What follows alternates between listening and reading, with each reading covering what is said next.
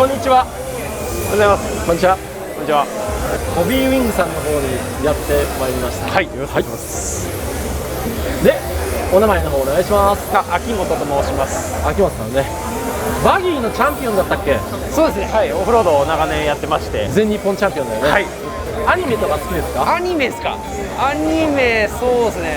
アニメ、ジョジョの奇妙な冒険とか全然わかんないです。じゃあ知ってるアニメは？忍たま乱太郎です。あ、忍たま乱太郎。もうちょっとわかりやすいですね。もうちょっとわかりやすい。もうちょっとわかりやすいの、そうですね。ごめんなさい、アニメ全然本当だ。なるほど。ピュアな感じの秋元君なんだけれども、そのピュアな心でやっぱり全日本のチャンピオンまでね、そうですね。勝ち取ったっていうね。ピュアなんでトトロが見えるっていう噂があるんですけれども。そうなんですか。エッチですか？そうですね。トトロは見れなくなってしまいました。あんまりやってるとね、ホビーウィングさんにまた僕怒られちゃうんでいけないですね。はい、秋元君、じゃあね、ホビーウィングに紹介していきたいんですけども、はい、どれからいきましょうか。そうです。じゃあまずは僕からですか？あ、いきますか。結婚してたっけ？あ、結婚してます。はい。結婚してる？じゃあトトロ見れないじゃないですか。あ、でもそうですね。B で。ビール。どれからいく？そうですね。じゃあこちらからいきます。そうですね。こちらがまずドリフト用のこの B10 のモーターのオプション用のローターですね。ああ、これ種類が何種類かあるんですか？そうですね。内径と外径違いで、まあ標準品も入ってるんですけど、合計4種類で。4種類で。まあ状況によって使い分け。いや、高回転、まあミドルクラス、ミドルあと低速重視とか。そうですね。その辺での3種類。まあ基本的な種類だけで、そんなに細かくはラインナップはせずに。なるほどなるほど。4種類になってますね。ね、このどっち？こっち？そうですね。こっちです。こっちがドリフト用の D10 モーターで、それのまあオプションローターですね。そうですね。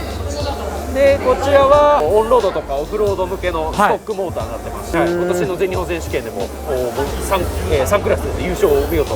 マジ？3クラスは全部制覇したってこと？そうです。オフロードのストッククラスの2区と4区と、あとはツーリングのスポーツクラスの 21.5 ターンで、この3クラスですでに今年全日本チャンピオンを取った最新ストックモーターになりますので、これがまあオフロードにもついてる例ですね。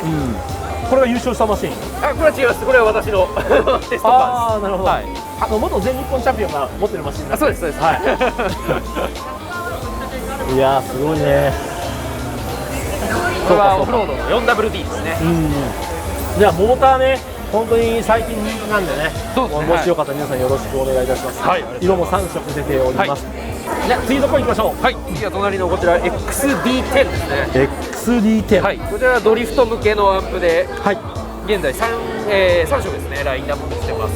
こちらはまあ発売してもうそれなりに日が経ってきて、お客様にも皆さん好評でドリフト結構見ますよこれ。そうですね。おかげさまで皆さん使いいただいて、これね、赤いパッションの赤い彗星秋元の色ですよね。これね、これ夜の秋元カラーの紫っていう。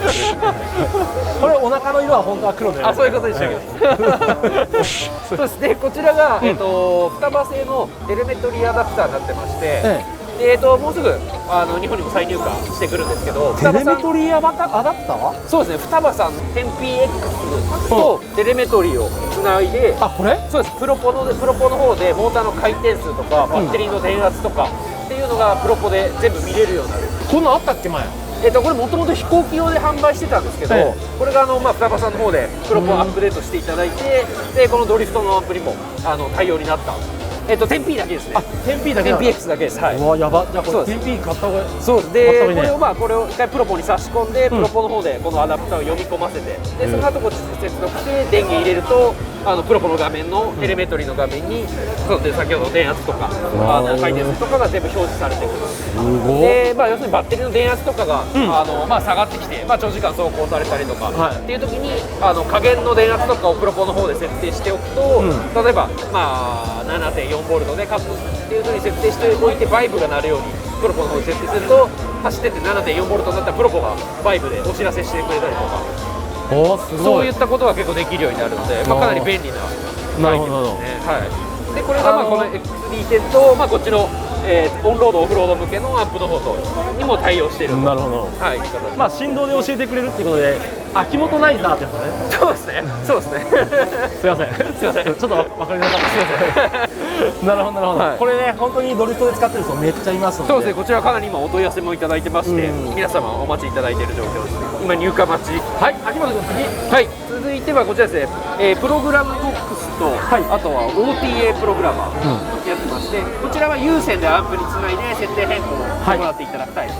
でこれは、携帯電話でスマホでですね、アプリホビーリングのアプリを入れて、これと、アンプですね、この接続した状態にすると Bluetooth で、接続して携帯で設定変更ができるとアイテムになります。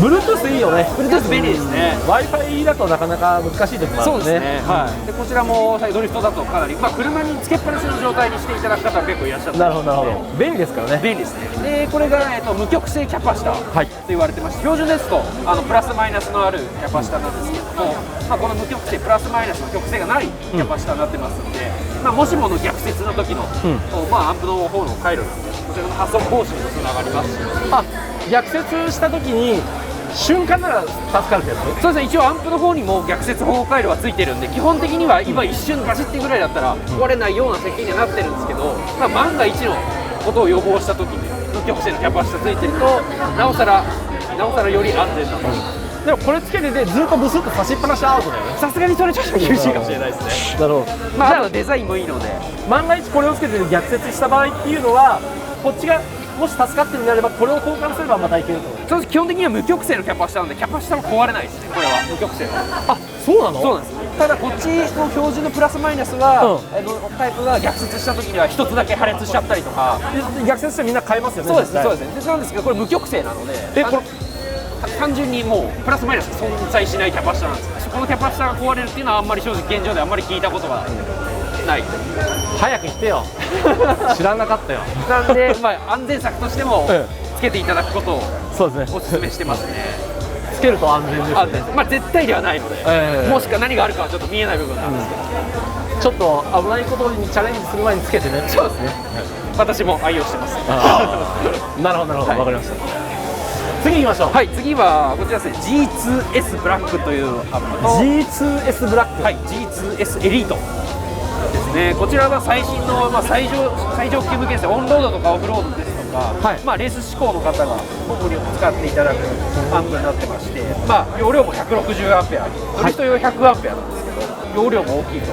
あ、なるほどなるほど。いったところで、あとはブーストですとかターボですとか、基本的なところとプラスして、より細かな項目が設定できるようになっていると。でこちらが G2S ブラックっていうのがちょっとここにあるんですけど、ファンがちょっと特殊な形状になってまして、もうこのケース自体とファンのこの周りのこのケースですね、これ一体型になってます。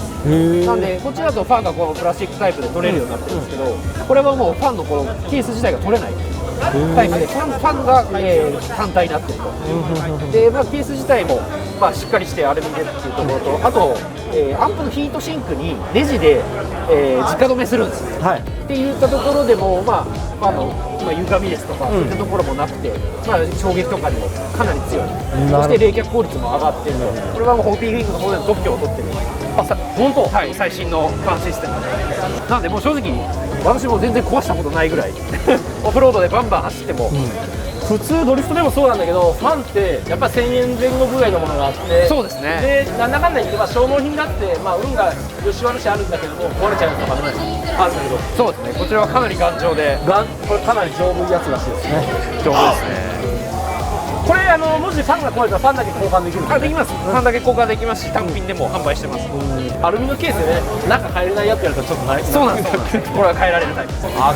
次の秘密兵器は、最後ですね、こちらの方アンプですね。こちらはもうこちら2種類が中級者向けのアンプになってまして、でこのジャストック G3 というアンプと、このジャストックモーターです、こちらが今、コントロールのレースとか、あとはホビーリング RC スーパー GT っていうですね、このアンプとモーターをコントロールにしていただいている、オンロードのレースがあるんですけど、それのコントロール用アンプモーター。なるほど。でこれは、心拍が固定されているタイプで、心拍変更できないっていうのと、あとこちらもノンブーストノンターボなので、イコールコンディション用として作られている、ヨーロッパのレースとかでも多く使われているタイプです。でこちらがサイズも比較的小さくて、まあ、F1 ですとか12ですとか、まあ、もちろんオフロード、オンロード、ドリフトでも、まあ、多くの方に使っていただいているブーストターボ付きの中級車向けという位置づけのアンプ、ストップスペックですね。ストップスペックでこちらちょっと大きいサイズ、これはまあ8分の1のオンロードですとかオフロードですとかに使う8分の1用の最新のアンプになってます。これはごついねな、この見た目も。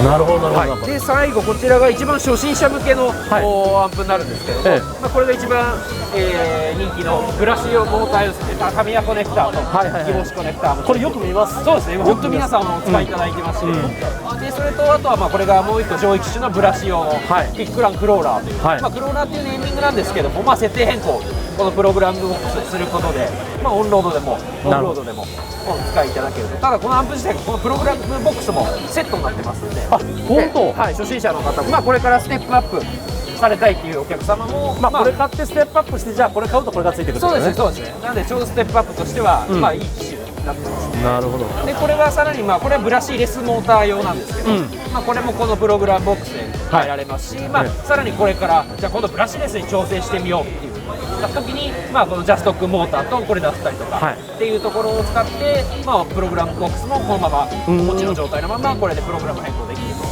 なるほどなるほど。言ったところでステップアップしていけるようになってます。なんかこんなにいっぱいアンプあるんだね。そうですね、まだこれでも全種類全然持ってきてないので、他にもいろんな種類があります。ホビーウィングって世界シェアでかなり高いんだよね。そうですね、おかげさまでアメリカですとかヨーロッパですとかでも多くの方に使っていただいてます。じゃあね、本当に有村架純が好きな秋元君、本当にありがとうございました。ありがとうございます。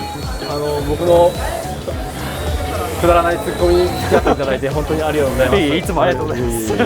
じゃあね、今日お願いいたします。はい、よろしくお願いします。はい、どうもありがとうございました。ありがとうございます。